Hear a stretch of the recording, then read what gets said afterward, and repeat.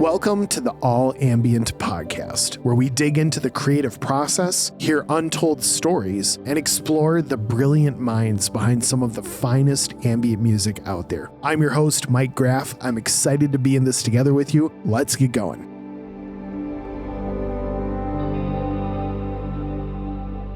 Again, welcome to the All Ambient podcast, everybody. My name's Mike Graff. I make music as Dear Gravity. Glad to be here together with you. It is lovely as always. And I am really excited for you to get to hear from the masterminds. Yes, that is plural. The two masterminds behind faintface today. Before we dig into that conversation, I want to say a huge thank you to All Ambient. That's all-ambient.com. What an incredible music licensing site for all things ambient and cinematic music. If you are a creator and you are tired of digging through catalogs that have a bunch of music that might not be the best fit for your project, for any project, All Ambient is absolutely the perfect licensing site for you. Every song that's on All Ambient has been expertly curated. There is nothing on the site that doesn't feel great. And even better is that there are curated song bundles that are all designed around an individual theme or feel that can fit your film, video, your project perfectly. It's absolutely a great solution to your music licensing needs. Go check it out at all-ambient.com. That's all-ambient.com. And if you use the promo code podcast25, you will save 25% on your order. That is a huge savings on an already great deal for some incredible music. And fun fact, when you license your music on a site like All Ambient, you can know that you are directly supporting the artists and allowing them to continue to make more and more music in the way that they do so that you can continue to make great projects in the very way that you do. What a cool thing. Go check it out at all-ambient.com. My guests today are Nishit and Yajan from faintface. My goodness, faintface is making a splash on the scene, and it was really, really interesting and fun to dig into conversation with these two creators, producers, composers. And amongst a lot of wonderful subjects and twists and turns that we got into, it is really refreshing to hear how a two-person ambient group works together, how they bounce things off each other, how that differs from more of a collaborative relationship when a single artist collabs with another one, what it's like to actually be, quote, a band with somebody else. And it was just really fun. Both of these guys are just absolutely fabulous. Really enjoyed every minute. I hope that you do too. Without any further ado, let's get into my conversation with the masterminds behind faintface.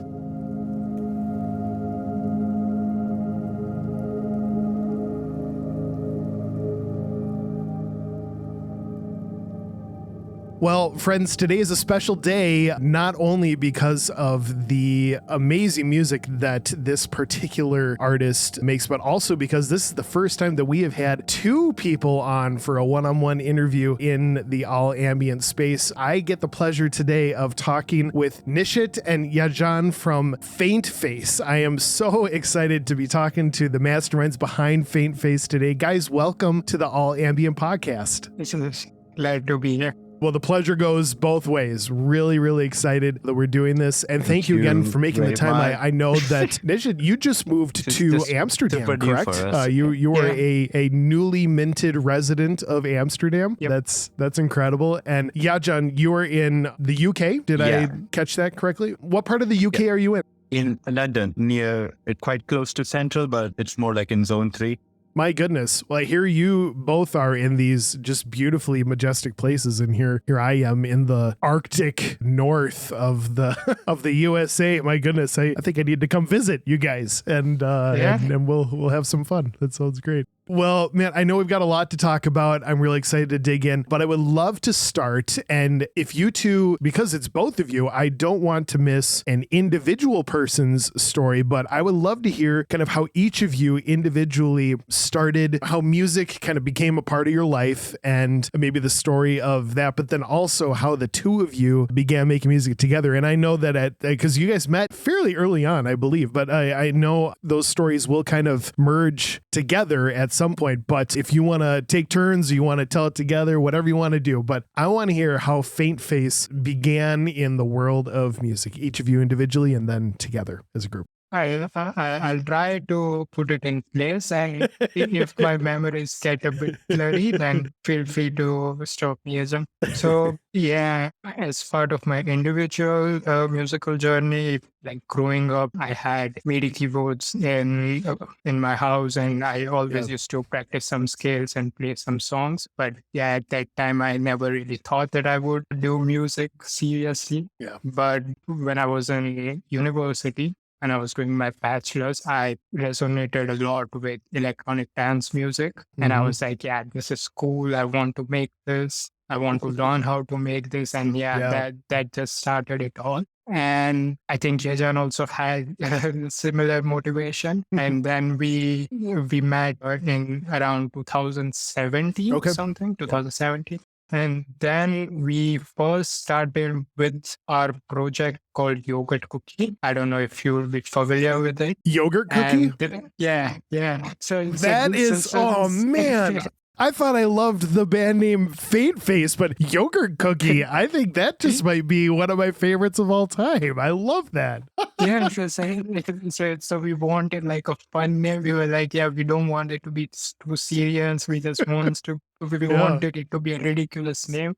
We're like, Yogurt Cookie. And said, yeah, sure. So we used to make trance music. We used to make a lot of trance, and amazing. We started Yogurt Cookie with trance as well and some dance music. And then eventually around 2020 during COVID times, we were like, oh, we need to switch our direction a bit, maybe explore the ambient space a bit. Yeah. And that's how Faintface was born. Yeah. Yeah, John, before we get to your part, Nishit, I want to clue in on that real fast. When you guys made that transition from like EDM, trance, Yogurt Cookie into the idea of exploring what has now become Faintface, was that something that you were just feeling creatively like you wanted to try something new, or were you seeing something happen in the ambient space and you're like, wow, I think we need to be a part of that? Or what did that look like? I want to hear just a little bit more about that moment. It was purely creative frustration. Sure. We ran out of electronic ideas, and we were like, what now? This looks cool. Yeah. That's so real. I love that. Thanks for your honesty. Yeah. But on a serious note, I also feel that ambient, however we pronounce it, it's one of the genres that we can be really creative with. Like, not we as in a lot of artists can be really creative with. Like, there are no bounding elements of ambient. There's no like basic or this needs to go. Ambient can be a lot of things. The only thing is you need to work with space, I guess. But so it's a nice genre if you ever have this creative frustration to try.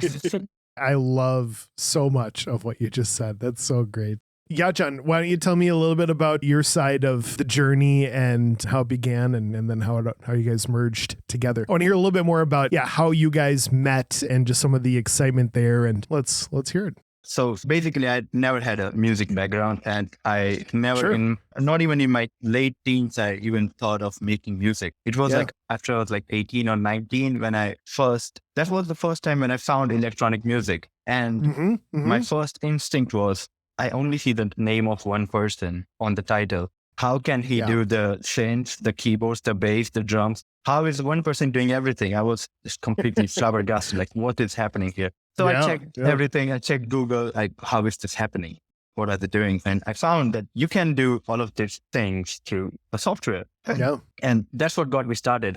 I got the software. I started with the demo version of FL Studio. And everything was fine so far. I started making EDM. And at one point I met Nishit on a group chat on WhatsApp, which was completely random. And surprisingly, he used to live quite close to me. And we planned a meetup for the music seminars, which was completely jokes. It was completely jokes, just seminar.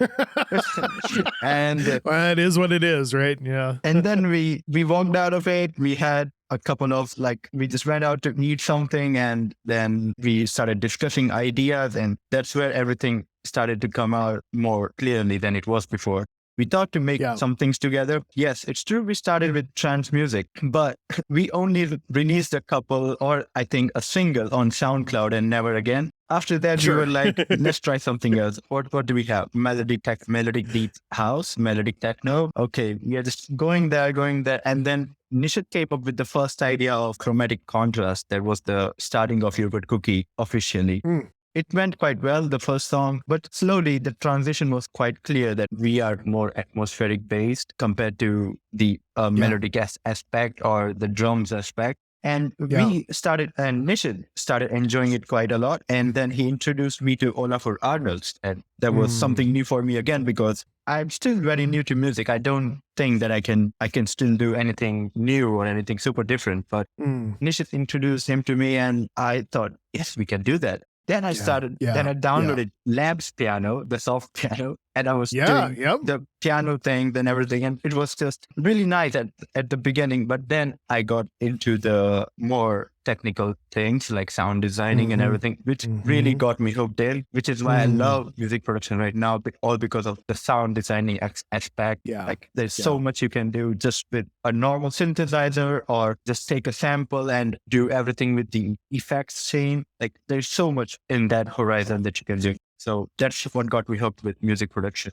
Oh man, I love the story. Thank you guys both for sharing in on that. And for what it's worth, Yajan, there was a moment where you mentioned there's still a lot that you don't know, or that you came in not knowing a bunch because, you know, it had been, I guess, maybe a little bit later in your life when you made that transition. But to be honest, man, I mean, I think that there's something really beautiful in that because of all the ways that, you know, that your brain and your heart and your mind are developed to then come at music with almost like you don't know what you don't know, right? So like there are rules that maybe you are breaking, but you don't know that you're breaking them, and they turn out sounding amazing. Or, you know, there are things that other people maybe who have learned a more traditional sense of music wouldn't dare to go do that thing. And I hear things inside of Faintface that you approach it a little bit differently. And so maybe I don't think I'm trying to connect the dots falsely here. Like I hear your fresh approach to music as something that is benefiting you guys. And I think that's a great encouragement to me and to everybody that there's no disqualifying, you know, you have to have a certain degree or pedigree in order to create, you know, this art.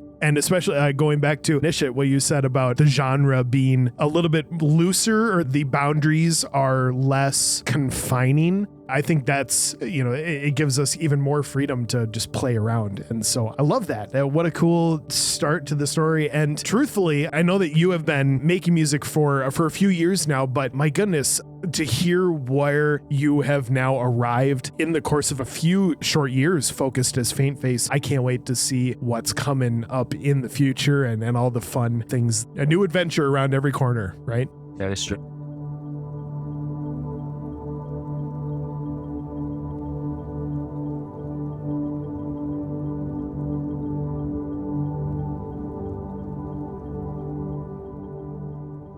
Well, here's something that I'm a little curious about, because I know that within the ambient world, there is a lot of collaborative work. It feels like a big family. I love that everyone is supporting each other. It really does not feel like there's anyone fighting for, you know, I want some more attention and I want to take it away from you and I want to put it doesn't feel like that at all, which I'm so grateful for. But within all the collaborations that I see and that I've been a part of, a lot of those are more, here is one artist who is collaborating with another artist, and you know, you kind of maybe each start a few songs, then you throw them to each other and it kind of just becomes a, you know, over the net, like I'll do a few things and send it to you. You'll do a few things and send it to me, which is fun, but it is a little different than being an artist together, right? Like it's different than being a singular, like you guys, like Faintface being the two of you, not one guy plus one guy and they happen to throw stuff together.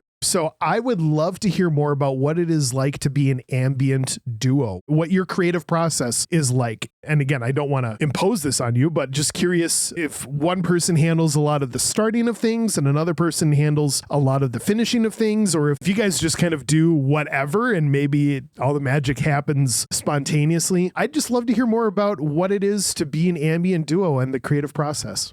Yeah, so there's a lot of arguments. It's not. This is real life. Yes, it is. Yeah, not as like when you collaborate with someone, you are polite and like this works, it's fine. Yeah, but It's easy to collab than to be a duo. That's so real. Oh, you guys are making me so happy. Between us, like you have to always expect a message that goes, "This is trash." Yeah, Sure. Yeah. So, but that's I think that that's needed. I think you need to have it. Yeah. In terms of like how exactly we work together, I don't think we have also figured it out yet. Sure. We usually one of us tries to come up with initial ideas of maybe a project, an EP, an album, or even a single. And then that person has the responsibility of steering it into wherever that person wants to steer it into, whatever direction. And the other person more or less takes on a supportive role until you see the message saying that this is trash. And just you give me the stance, I'll make it completely different. And that has happened a lot of times. He would send me something and then I sent him back and he's like, is this the same song? Or what happened? Are we making two versions out of it? Yeah. So but it's fun. Mm-hmm. I think both of us have a brief moment of time also made music alone. And I feel like it's always better when you have someone that you know that when your brain gets tired, you can go to that person and they care about the product as much as you do as well. Yeah. Oh, it's so good. Yajan, anything that you wanted to add to that? Not anything that is a major inclusion to this, but when we started this duo, I'm talking about back when we were Yogurt Cookie. Yeah. From back then, we have worked together, sometimes alone. But at the end of the day, when you have something that you call music with you and we send it to each other, I just know that I'm sending it to the right person. I don't really look forward to the negative feedback. I get it. No, it's not for everyone. If it's not for everyone, Nishit could be one of those person as well. Like, we are not the same body, obviously. Yeah. So I get it. But I know at the end of the day, he is my safe place to whom I can send anything for second beat. And I know what he will say. I mean, he will say something like make it longer or just crash it or anything. Yeah. So I love having this safe place with me. Like, we are not friends who met randomly anymore. We are more like, we have a really closer bond. We are more like brothers now. We can share a lot of things with each other. And I am not afraid to share anything anymore with him. I know if it's going to be bad, it's bad. He will. And even sometimes I understand his ideology that if I make something, I instantly think like, what would Nishit say? And I think that helps a lot when you have two people close enough for 7 years now. So that helps a lot. I love that. Well, and I think there's something to be said for that. What it is to build a trusting, transparent relationship within the world of making art, right? Because we're, as artists, and some of us maybe more so than others, but we can get really sensitive or really offended by any feedback that's like, oh, you didn't like what I did? I poured my heart and soul into this song. It's like, man, okay, that's great. I appreciate that, that you've got this connection to it, but also we can make it better if we work on this together. So I love that both of you are trusting each other, and that absolutely does nothing but make what you're doing together as faintface, that makes it better. It will absolutely make it better all the time. And so I think that's a huge gut check probably for a lot of people. Just the idea of, hey, am I maybe avoiding a hard conversation with somebody that I'm either collabing with or partnering with, in a moniker or whatever? Am I avoiding a hard conversation just because I want to try to be polite, but maybe the art might actually improve if we just have that hard conversation? And at the end of the day, even if it doesn't, quote, improve, because it's art, right?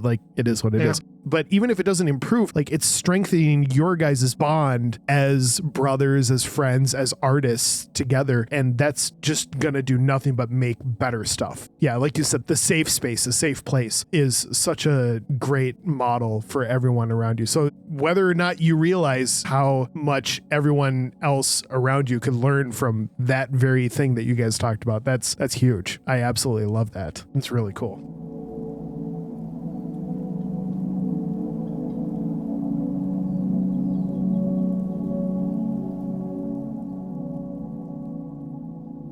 I would love to dig in a little bit more. Listening through your guys' catalog, there are some really nice surprises around every corner. And there is a part of when you know an artist and you're like, you kind of know what you're getting into a little bit when you hear that, like there's a sound in your head where you're like, I know what I'm going to be listening to when I listen to fill in the blank artist. But then also it is kind of fun when there are, little surprises around the corner when it doesn't all sound exactly the same. And I think you guys fit that bill really well. There's a lot of unique things that happen from release to release. I would love to talk a little bit more about the release you guys just put out with Slow Echo recently, The Endless Journey of Thoughts. I know that there's not only kind of a more like meditative approach to that one, but also even just in the way that you named each of the songs, I'd love to just hear more of the story about The Endless Journey of Thoughts. Let's hear it. Yeah, so basically they are timestamps, the title of the songs, and it sort of depicts a journey. And so this was the initial idea as well. A lot when you actually do meditation, there's also sometimes, or at least happens with me, that sometimes you just get lost in a train of thoughts. You cannot just, the purpose of meditation is to be present, to be aware, but still not have a lot of thoughts in your mind, practice mindfulness. But still there is a part where you just get lost in your thoughts. And even when you're not meditating, there's a lot of overthinking. I overthink a lot. I question everything and everything. So hey, that's Yajan just raised his hand. I am raising mine. You are both in good company. Yes, indeed. Yeah. So that was basically the initial idea of the EP. So I wanted to have some sort of end product that can help numb your thoughts in a way, a way that you reach the end.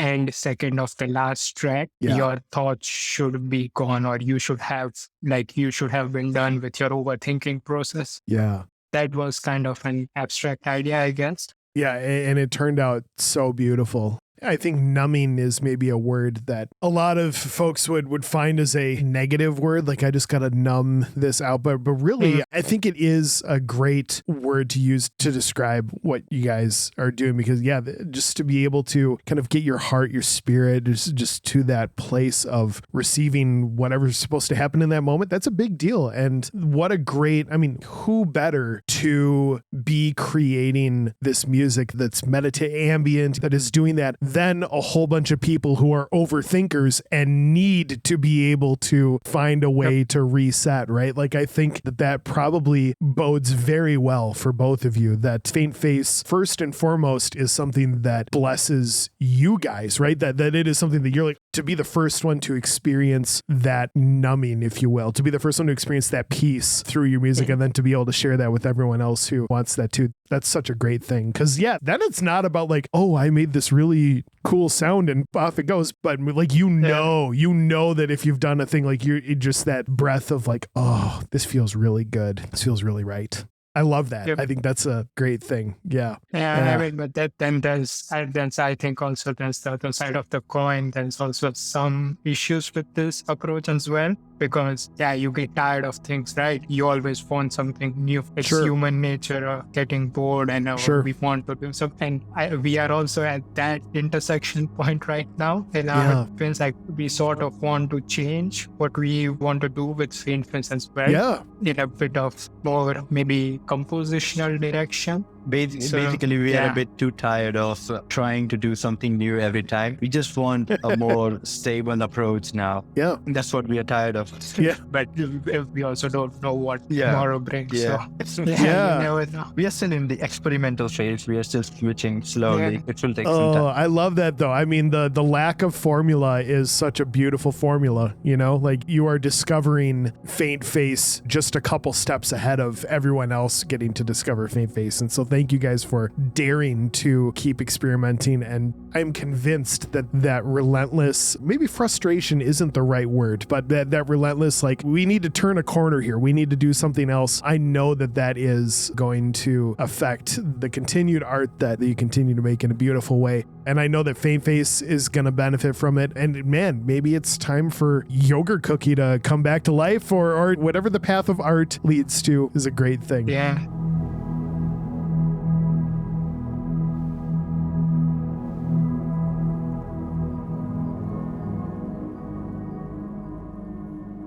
You guys, thank you again for being generous with your time. We are going to do the lightning round right now, though, and because there's two of you, I'm really excited to hear. Both of you want to answer each question. That's great. If only one of you, however you want to do it, you have the freedom to do whatever you'd like. But here we go. The all ambient lightning round. Are you guys ready? Yeah. Yep. Awesome. Let's do it. Good. Question 1, what are you geeking out about right now? If it's something in the music world, maybe some release or, piece of gear, some software or anything outside of the music world too is fine. What are you guys geeking out about right now? Yeah, so within the music world, I came across this Maxwell Live device called Opal. Yeah, tell me more. Yeah, so that's basically a pattern generator on the surface of it, but there's all these different modes. You have different synths. You have also a sample mode. Basically, you can build out an entire track. Oh, for real? Just with Opal, yes. And why I'm so interested is it's then makes it so much easier to take your shows live. You can play every element. If you can map that to your analog, or maybe push or something else, then you have everything. So I'm currently exploring that. And I think Maxwell Live in general, it's such fascinating and creative tool. The possibilities are endless. Yeah. Outside of music world, kind of interested in this so-called world model research. So basically so you have to come up with some sort of AI models that can understand the world, not just be an extractor out of your training set, but actually understand. So in terms of music, if you hear music generative models right now, more often, so it would probably just something generated out of the training set, some mix up of a training set, but that's not music processes. You need to understand the process. You need to create the logic that, if I want to approach a particular genre or a particular style, then these are the foundations, these are the creative rooms. And it's interesting to have models that can learn that and not just the data itself. That's really fascinating. I love it. Yeah. Wow, that's wild. But it's okay. We have managed to find our way, and it's just the internet, right? No big deal. Yeah, John, did you have anything to add to the geeking out question? For the geeking out part, I'm mostly concerned about the music theories and the new songs that are coming out. Yeah. We are trying to go a bit towards jazz chords as well right now. Really? That's a tough part to learn. Yeah. It's really tough. Yesterday I just saw a chord which said E minor 7, B5, and I don't know what that is on this earth. I have no idea. E minor 7 with the, I would assume that's a flat 5, right? So that, the 5 in the chord, which is, it's a wild chord. Have fun with that one. Yeah. I was just learning that. And I usually share music with Nishit in our group, which I find interesting. Yeah, that's most of it. I find, but I mostly geek out about how we can achieve same level of processing, or how can we make a sound different. Yeah. Oh, that's great. Different, but still familiar, if you know what I'm trying to say. But yes. Okay, next question. What is one weird thing about you that most people do not know about? I think that would be music. Really? Yeah. Tell me more. So outside of music, what are you doing with the rest of your time, Yajan? Most of the time I play tennis because I am a student right now. So I work part-time as a chef, but when I'm free, I go and play tennis a lot, or sometimes cricket. And what are you studying? I'm studying sustainability and environmental management. So man, and you play tennis, and you're a part-time chef, and by the way, you're one half of Faintface, the ambient super duo, and good grief, man, I love the width of all of that. That's incredible. So the weird thing about you is that most people don't know that you are actually an incredibly accomplished musician. There you go. Nishit, why don't you tell, what's one weird thing about you that most people don't know about? Maybe this is the thing, maybe that I think a lot. Sure. Yeah, because people usually I'm told that I come up with at least with the research academia side of things, that I come up with like ideas quickly. I mean, of course, they could be stupid ideas, but hey, at least at least I can come up with an idea in a day. But people would probably assume that I don't spend that much effort thinking. But it goes crazy. Yeah. Oh man, I absolutely hear you on that. And it's a balance, right? Like there is a lot of benefit to thinking deeply about something, but then sometimes that can become quite a hindrance for us to be able to be freer in our choices, especially in the world of art, and to not overthink a creative decision. And yeah, I'm with you, man. It's a balance. It is the burden that we carry on our shoulders as overthinkers, but I think it's worth it to try to carry that one. Both of you guys, I loved everywhere where this has gone. I've got one last question for you in the lightning round. If you had someone else looking to you guys, wanting to follow in your footsteps, what would be some advice that you would give that person? Nishit, how about you, man?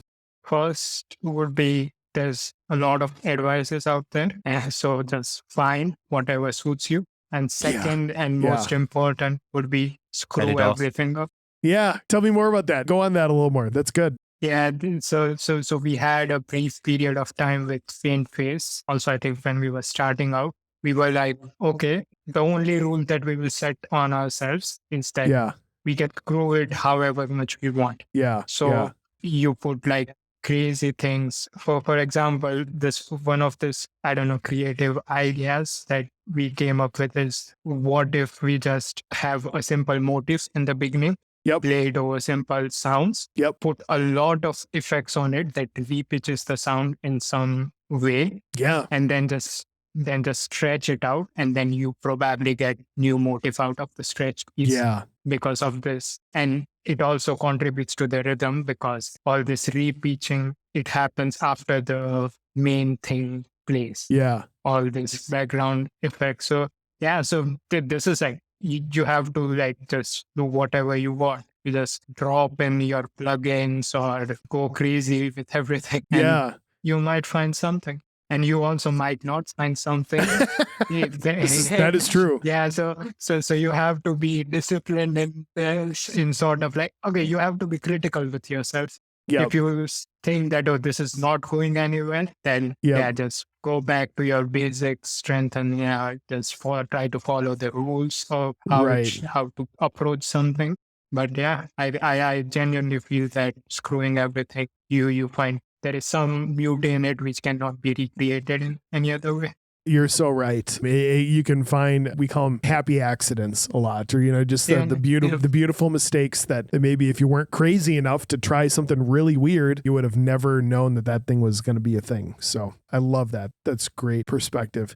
Yeah, John, if you had someone who approached you and said that they wanted to follow in your creative footsteps, what would be some advice that you would give that person who wants to follow in the footsteps of faintface? Really want to follow footprints of the faintface. First way to begin is to be as brave or as courageous as you can with experimenting.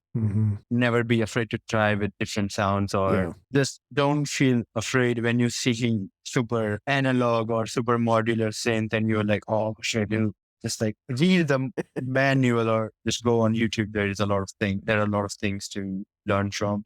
The second would be learn to trust who you choose to trust. That's the most important part for me, because if it wasn't for that, I don't think my own abilities would have grown to this level, which that they are right now. I don't think so. It probably would have. There you go. Don't understand yourself. And last, I can think of a lot of things, but lastly, I would say, you can choose who you want to listen to, and you can choose who you want to ignore. But if you don't like what you're doing, like if you don't like a song that you made, or if you don't like any piece that you have made, but other people do, then still just don't go forward with it. If there's something you don't like, then just don't do it. Even if it's a lot better than what you have expected. It goes the other way as well. Like if you like something and others don't, then just go for it. Just learn to trust in yourself, learn to trust in your partner if you have one, like I have, Nishit. And that will take you a long way, but don't compensate with what you want to do. I love that. That's such a great note to end on. And you guys, not only is that great advice, for everybody, you are modeling it well. You are leading in that very way of being daring, of being brave, like you said, and also the trust you have for each other and the honest conversations that you have. It makes your art better. It makes you guys as humans better. And I think it makes all of us better as humans and within our art to follow some of that same we are example. Trying to fight AI after all. the battle's worth it. Oh man, let's leave that for Faint Face Part 2. That is a whole nother conversation. And I genuinely mean that though. This has been such a pleasure. You two have been just such a joy to connect with, and I cannot wait to see what's ahead. I did hear there's an interesting release that's coming out pretty soon, but you can't tell me anything about it quite yet, can you? We cannot even say that it's pretty soon. We cannot even say that. The suspense is killing me. Yeah. we can say it's a remix. That's a remix. That's all we can say. It's something we really worked on for a long time. Like, I think we got the project in November, and since then we are working on it continuously. Like, we were really passionate about this one. Oh, wow. And this hopefully also is the stepping stone to the new Faintface. To the new style that we are changing towards. Ready for. Well, I'm ready for it. I know that every listener is going to be ready for it. So go check out Faint Face on whatever platform you use for you listening to your music. But man, Nishit and Yajan, thank you both so much for your time. It has just been a pleasure, and keep on doing what you're doing. Thank you guys for being a part of the All Ambient podcast. It means a lot. Thanks to you so much for having us.